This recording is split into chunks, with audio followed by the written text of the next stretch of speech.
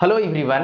आज की क्लास में हम डिस्कस करेंगे 12th फिजिक्स की थर्ड चैप्टर करंट इलेक्ट्रिसिटी में टेम्परेचर डिपेंडेंस ऑफ रेसिस्टिविटी। यानी बोल सकते हैं कि टेम्परेचर पे किस तरीके से रेसिस्टिविटी डिपेंड करता है या फिर रेसिस्टेंस डिपेंड करता है। टेम्परेचर को इंक्रीज करते हैं तो क्या होता है, टेम्परेचर को डिक्रीज करते हैं तो क्या होता है। इसी टॉपिक को आज डिस्कस करने वाले हैं और ये क्लास इंग्लिश मीडियम वाले स्टूडेंट के लिए। यदि आप इसको हिंदी मीडियम में पढ़ना चाहते हैं तो नीचे डिस्क्रिप्शन बॉक्स में लिंक लगा हुआ है, वहां पे आप हिंदी मीडियम में पढ़ सकते। तो सबसे पहले मैं बात करूं टेम्परेचर डिपेंडेंस ऑफ रेसिस्टिविटी, यानी किसी मटेरियल की जो रेसिस्टिविटी है वो एक प्रकार की रेसिस्टेंस है, बट स्पेशल रेसिस्टेंस है यूनिट लेंथ की, यूनिट क्रॉस सेक्शनल एरिया की, बट है रेसिस्टेंस। तो यहां पे सबसे पहले देखूं तो किसी भी मटेरियल की यदि आप टेम्परेचर चेंज करते हो तो उसकी जो रेसिस्टिविटी है या रेसिस्टेंस है वो एक जो है से इक्वेशन के थ्रू चेंज होता है, एक फॉर्मूला पे डिपेंड होता है। जो किस तरीके का है वो देखें। सपोज कर लीजिए ये रो है टी, यानी टी टेम्परेचर पे रेसिस्टिविटी इज इक्वल टू ये होता है रो नोट जो है वो इनिशियल टेम्परेचर पे रेसिस्टिविटी, और यहां पे होता है 1 प्लस अल्फा टेम्परेचर डिफरेंस, यानी यहां पे temperature difference T minus T note होगा। ये हो गया, इस इक्वेशन को यहां पे फॉलो कर रहा है।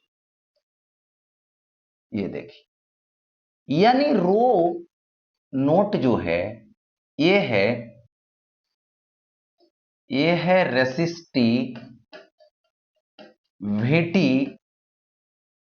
एट टी नोट टेम्परेचर, और ये है रो टी जिसको बोलते हैं रेसिस्टिविटी एट टी टेम्परेचर। ठीक है, इसके बाद ये जो देख रहे हैं आप अल्फा, इसको बोलते हैं temperature coefficient of resistance, temperature coefficient of resistance है। इसको इस तरीके से भी लिख सकते हैं। अगेन देखिए, rho t is equal to rho naught plus rho naught multiply कीजिए ये अल्फा, और ये क्या आएगा टी माइनस टी नोट आएगा, ये प्लस तो इधर माइनस, तो rho t minus rho naught is equal to rho naught alpha T minus T naught. तो ये जो मल्टीपल में है नीचे आ जाएगा डिवीजन, जिसको लिख सकते हैं सो अल्फा इज इक्वल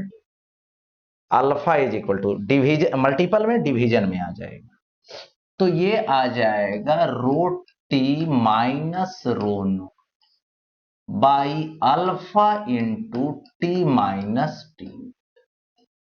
तो ये तो अल्फा हो गया, जिसको क्या बोल सकते हो कोफिशिएंट ऑफ, तो टेम्परेचर कोफिशिएंट ऑफ रेसिस्टेंस बोलते हैं। तो यहां पे अल्फा इज इक्वल टू ये हुआ डेल्टा रो, यानी टेम्परेचर चेंज करने से जो रेसिस्टिविटी चेंज हुई, और अल्फा इंटू डेल्टा टी हो गया ऐसा। अब देखो ये जो अल्फा है, ठीक है, इसकी एसआई यूनिट की बात करूं तो एसआई यूनिट इज पर केल्विन। ठीक है, यहां पे ओ सॉरी सॉरी सॉरी ये अल्फा नहीं, ये रो नोट आया डिवीजन, ये भी रो नोट आया डिवीजन। देखिए तो डेल्टा रो और रो नोट है, यूनिट तो कट जाएगा दोनों, 1/टेम्परेचर यानी केल्विन पर केल्विन होता।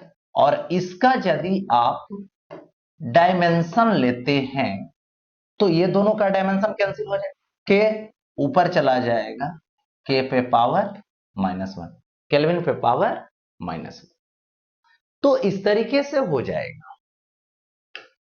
अब देखो यही इक्वेशन, इसी इक्वेशन के अकॉर्डिंग रेसिस्टेंस भी चेंज होगा, क्योंकि रेसिस्टिविटी जैसे चेंज होगी उसी तरीके से रेसिस्टेंस चेंज होगा, क्योंकि रेसिस्टिविटी भी एक तरह का रेसिस्टेंस है। ठीक है, तो रेसिस्टिविटी जो आर टी है, ये लिखेंगे R naught 1 plus alpha T minus T naught, यही है। तो ये क्या है, यहां पे ये इक्वेशन है किसका, टेम्परेचर डिपेंडेंस रेसिस्टेंस का, टेम्परेचर डिपेंडेंस रेसिस्टेंस का। ठीक है, तो यहां पर मैं बात करूं, ये क्या है, आर टी है, तो इसको बोलेंगे रेसिस्टेंस है, क्या है, रेसिस्टेंस एट टी टेम्परेचर, किस पर है, तो टी टेम्परेचर। उसके बाद यहां पे आर नोट ले लूंगा, तो ये क्या है, रेसिस्टेंस है एट टी नोट टेम्परेचर। ठीक है, और ये जो अल्फा है ये तो जान ही रहे हैं क्या है, टेम्परेचर कोफिशिएंट ऑफ रेसिस्टेंस है। अब यहां पे डिसाइड करूं, डिसाइड ये करनी है, देखिए इसमें अल्फा जो है फिर उसी तरीके से R T minus R naught है by R naught into T minus T naught है, जिसको लिख सकते हो alpha is equal to delta R by R naught into delta T. हो गया सर, अल्फा दे दिया गया, तो अब यहां पे अल्फा जब दे दी तो ये क्या है, टेम्परेचर कोफिशिएंट ऑफ रेसिस्टेंस, सब कुछ वही चीज है। अब देखिए इसमें थोड़ा सा, ये जो आप देख रहे हैं अल्फा, इसकी मैं बात करूं तो अल्फा जो है सबसे पहले कंडक्टर के लिए, किसके लिए, कंडक्टर के, तो कंडक्टर की जो रेसिस्टिविटी होती है, ठीक है, वो कम होती है, कम अपोज करता है। ठीक है, और ये जो आप देख रहे हैं अल्फा, ये पॉजिटिव होता है। यहां पे कंडक्टर के लिए अल्फा कैसा होता है, तो पॉजिटिव होता है, क्योंकि यदि आप टेम्परेचर को इंक्रीज करते हैं, टेम्परेचर यदि आप इंक्रीज कर रहे हैं तो इसकी रेसिस्टिविटी और रेसिस्टेंस दोनों इंक्रीज करेगी, क्योंकि रेसिस्टेंस इंक्रीज कर रहा है मतलब रेसिस्टिविटी इंक्रीज कर रहा है। उसी तरीके से यदि आप टेम्परेचर को इंक्रीज करके नहीं देखना है, अब डिक्रीज करके, तो रेसिस्टेंस भी डिक्रीज करे, रेसिस्टिविटी भी डिक्रीज करे। हो गया ऐसा। और इसके लिए यदि मैं बोलूं कि यदि ये आइडियल कंडक्टर, तो आइडियल कंडक्टर के लिए जो रेसिस्टिविटी होती है ना, ठीक है, वो 0 होता है। आइडियल कंडक्टर के रेसिस्टिविटी 0 होता है। अब देखिए यहां पे इसका ग्राफ, तो सबसे पहले मैं लिखूं 4Cu, यानी कॉपर है, और कॉपर के लिए ग्राफ खींचोगे तो इस फंक्शन को फॉलो करेगा। और नॉर्मली देखा जाए तो इस तरह से इसको टेम्परेचर लें यहां पर और इस पर रेसिस्टिविटी लें, तो इसका जब ग्राफ खींचेंगे तो ऐसे जाए। किसके लिए? कॉपर के लिए। लेकिन यही जब इसमें देख रहे हैं कि स्लोप इंक्रीज कर रहा है, मतलब टेम्परेचर इंक्रीज कर रहे हैं, तो एक टाइम ऐसा आ रहा है कि धीरे धीरे धीरे स्लोप बढ़ रहा है, मतलब रेसिस्टिविटी का या रेसिस्टेंस का जो वैल्यू है उसकी चेंज रेट इंक्रीज करते जा रहे हैं। जितना ज्यादा टेम्परेचर बढ़ाओगे उतना ज्यादा तेजी से उसकी वैल्यू बढ़ेगी। किसकी? रेसिस्टिविटी की। अच्छा, तो ये Cu। अब यहां से आता है फोर, एक चीज फोर अब आता है यहां पर नाइक्रोम, नाइक्रोम वायर ले लिया। तो नाइक्रोम वायर के लिए क्या होता है सो देखिए।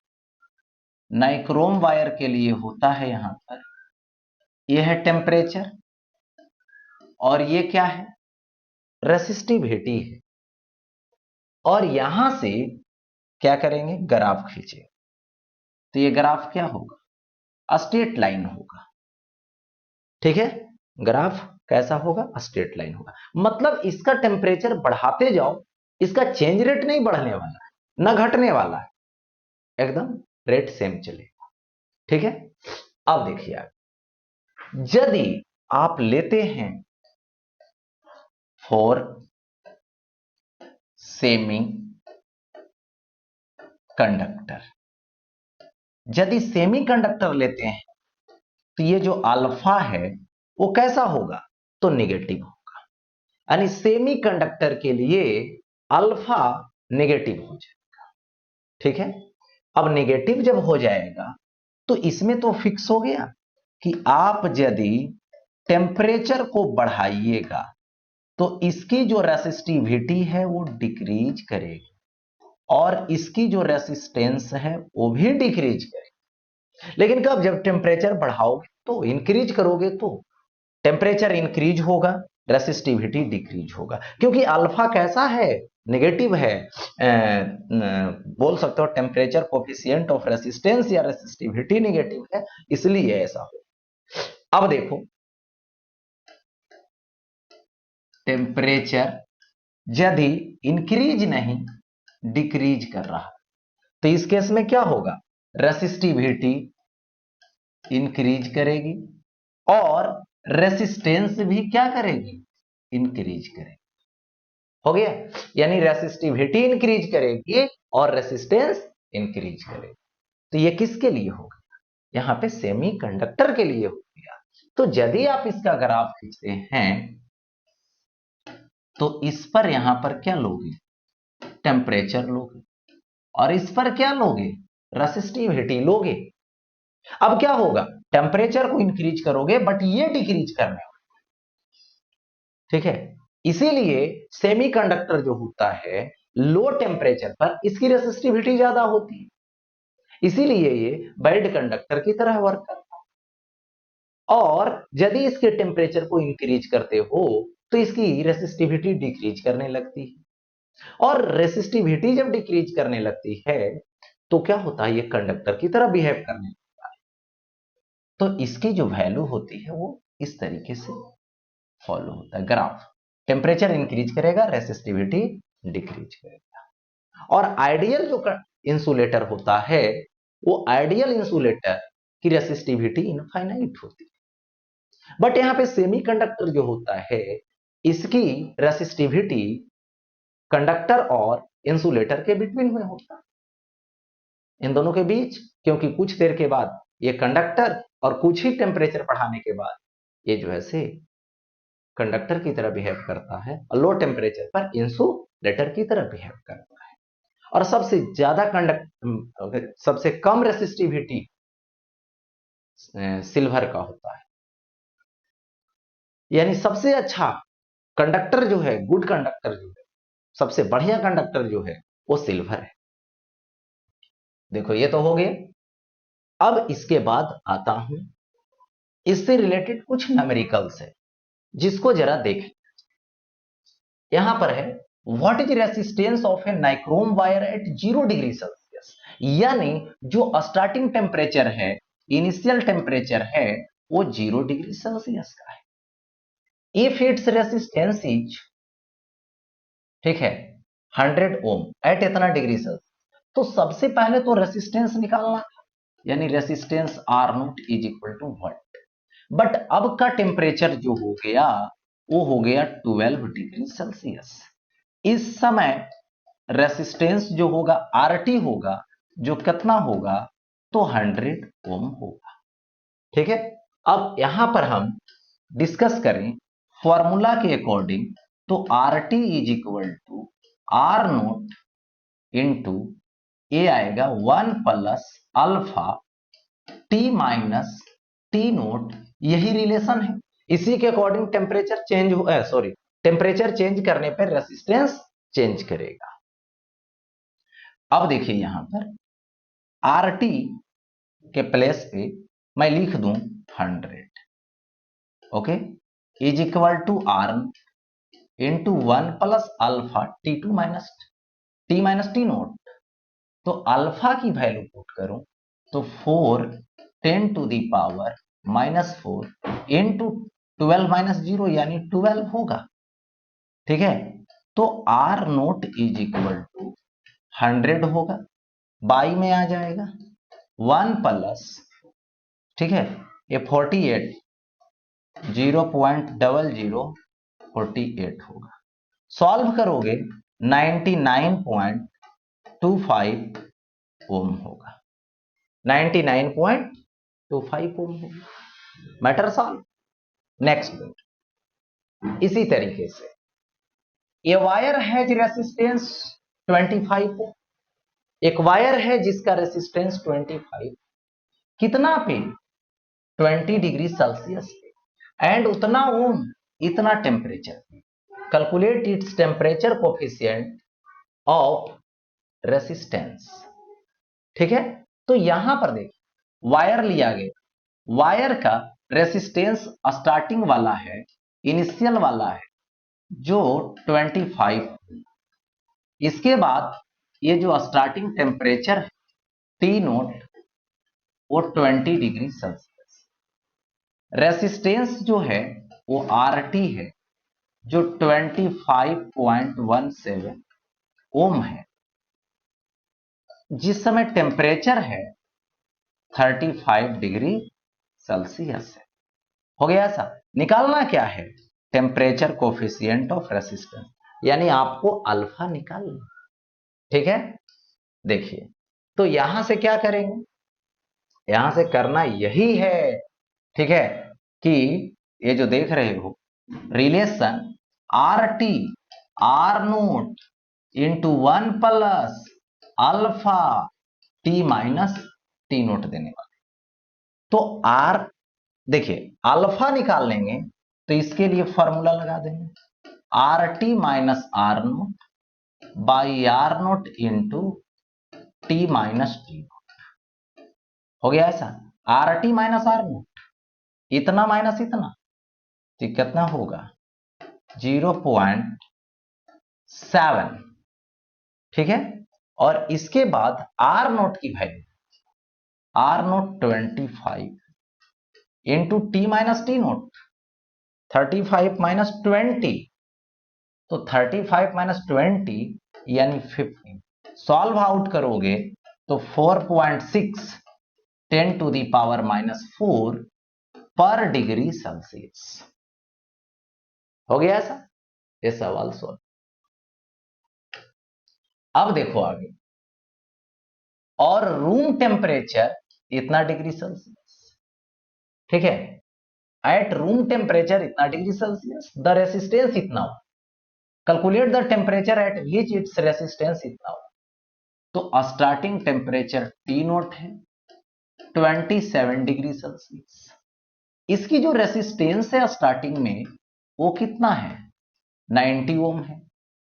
ठीक है, इसका रेसिस्टेंस, इसका टेम्परेचर निकालनी है बट क्या अब जब इसका रेसिस्टेंस कितना हो गया 120 ओम हो गया ऐसा। अब यहां पर मुझे टी निकालना, तो क्या करोगे, R T is equal to R naught into 1 plus alpha होगा। अब टी माइनस टी नोट हो गया ऐसा।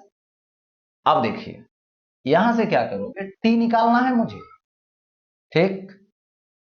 अब देखो, तो टी निकालने के लिए सबसे पहले आर टी भाई 120, ये 90, 1 प्लस अल्फा दे दीजिए। तो यहां पर अल्फा की वैल्यू दे रहा 1.7 10 टू दी पावर -4 और इंटू टी माइनस टी, तो टी तो मालूम नहीं, रहने दो, और टी माइनस 27 हो गया। अब देखो 0 0 कट जाएगा, 4/3 -1 आएगा is equal to 1.7 10 to the power -4 t minus 27, यही तो करना है कैलकुलेशन में। तो ये 3 एलसीएम 3, तो 3 आ जाएगा, 4 - 3 1/3 आएगा, ठीक। और बाई में ले लीजिए, यहां पर डिवीजन में आ जाएगा 1.7 10 to the power -4 plus 27 is equal to t. इसको जब कैलकुलेट करोगे इतना 0.8 डिग्री सेल्सियस आएगा। हो गया ऐसा, ये दे दिया गया। अब देखिए आगे, अब आता है कंडक्टेंस। देखिए कोई भी कंडक्टर वायर होती है, तो उस कंडक्टर वायर में यदि आप करंट फ्लो करवाते हैं तो उसमें अपोजिंग नेचर होता है, लेकिन कुछ ऐसा नेचर होता है जो उसको सपोर्ट करता है करंट को फ्लो करने में, इलेक्ट्रॉन को फ्लो करने में।